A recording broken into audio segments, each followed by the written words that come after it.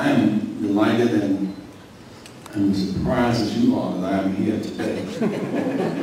But I am delighted here today when I heard that you were here and the subject matter.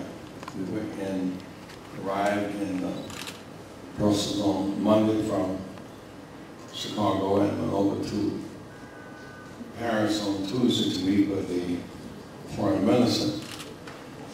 In part to talk about that we were blessed to bring citizens out of Iraq. I suppose 1990. Some were deposited in Germany, some in France, some Britain, some US, and some Canada. As Saddam Hussein was going to use them as human shields to stop the bombing attack on Iraq at that time. And we talked about those French citizens who we deposited on that journey, and I would like to meet with them. I've not seen them since we departed that early morning coming from Iraq 20 years ago. We talked about Haiti. Haiti is the creditor and France the debtor in that relationship. Haiti the creditor in the U.S., the debtor in that relationship, and they've undergone. It's the reason we're not speaking French today, speaking English, because the Haitians defeated the French in that hemisphere. And because they did it, ironically, the Haitians had fought U.S. independence in the Battle of Savannah. The U.S. imposed an embargo on Haiti because that was around 1802. And slavery did not end officially until 1865. The very idea of Haiti being free of race oppression, being free of slavery and colonialism. Haiti was the only free people of color in the whole earth at that time.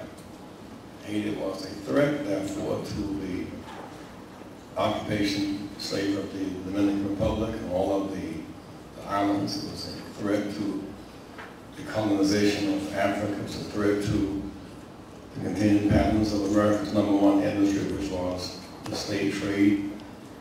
Haiti stood alone as a country that freed itself from Western slavery or colonialism or occupation.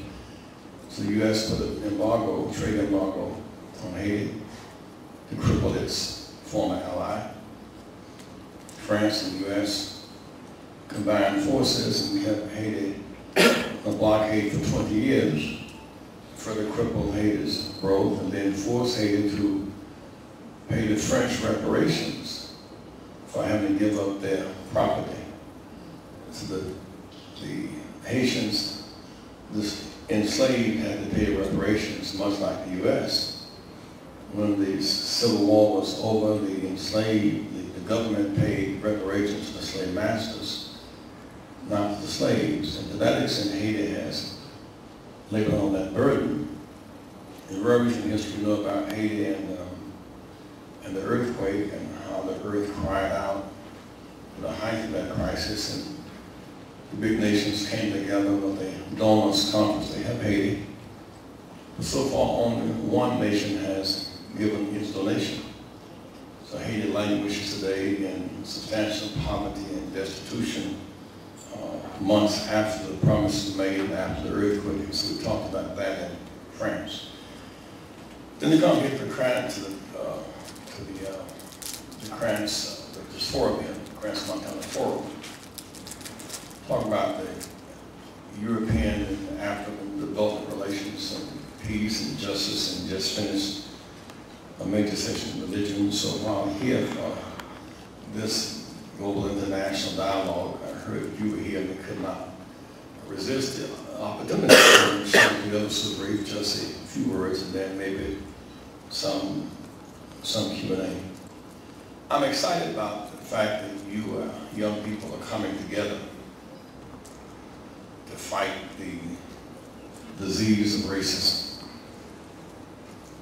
We can make the case that we are of one blood. I think 3 blood types, 1 blood. We are of the human race. The human race.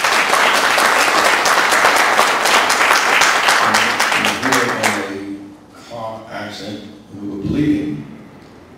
They would not look for some Islamic blood or some Christian blood, some Jewish, some Hindu blood, some Buddhist blood. They would look for one of our blood types because we are one blood, we are one race.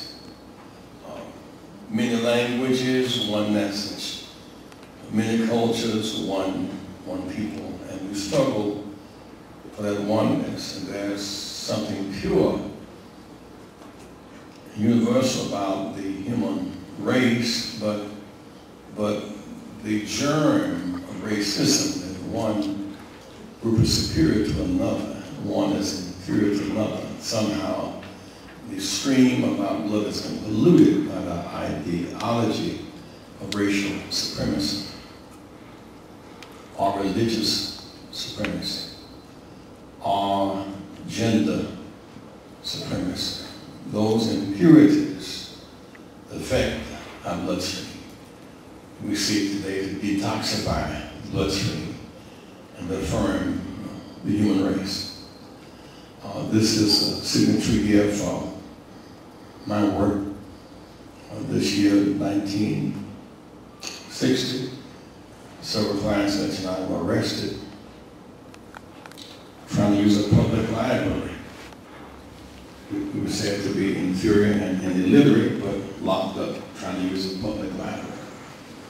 We eventually won that battle. So it's been 50 years of battles against not just only individual attitudes on people poisoned by racism theories, but changing institutions, changing laws, changing behavior, and then working on changing attitudes. We all saw this marvelous victory, President Barack Obama last year in American politics, and that was a rejoicing. I've been reminded over and over again of tears flowing on the night of that victory. For me, it was both the moment of the ball going into the net and the memory of how we got there. It was the moment and the memory. It was the joy and the journey. Where I stood, I'd been invited to stand there by some police who did not know I was supposed to be there. I couldn't have afforded to stood where I was standing. Someone ushered me there. But I was standing there and I could not help reflect the people that I know who helped to make the Voting Rights Act possible could not have afforded to come to Chicago. If they had come, they couldn't have stood where I was standing so close to the stage. The nameless, faceless people whose sacrifice and whose martyrdom made that night possible overwhelmed me. I wish for a moment that Medgar Evers could have been there. Shot down in cold blood on his back doorstep by race supremacists for whom that was no real pursuit for 40 years. A family hanger who could not make it to March on Washington because she was in jail that day had been beaten unconscious by black prisoners who were told if you beat her, we kill you. I wish Dr. King could have been there just for a moment in time to see the fruit of his labors. So thought about the journey and the memories, tears came. It was really a 60-year journey. That's why you were fighting cannot be short distance runners. The race didn't go to the swift, but the strong are those who hold out, those who endure. 1948, my father's generation came back from Europe, having been fighting Nazis here. Only to come back home and Nazi POWs had more rights on military bases than black soldiers in uniform. How humiliating that was. They were determined to fight Nazis in Europe and Nazis in America as well. The Ku Klux Klan was as Nazi as the brown shirts were here. They were wearing robes and crosses in the name of God. They were racist. And they used that race supremacist ideology to kill without conscience. Because they fought back in 1948, Harry Truman signed a bill that would no longer allow black and white soldiers to be separated by race. All black troops could be used as gun fought in times of war. So that was a big victory. 1948, huge civil rights victory. 1954, we won a legal suit to offset a 58-year law of legal race supremacy in the U.S., apartheid law, 1896, set for equal. And that was a fundamental change in American and Western law, redefining equal protection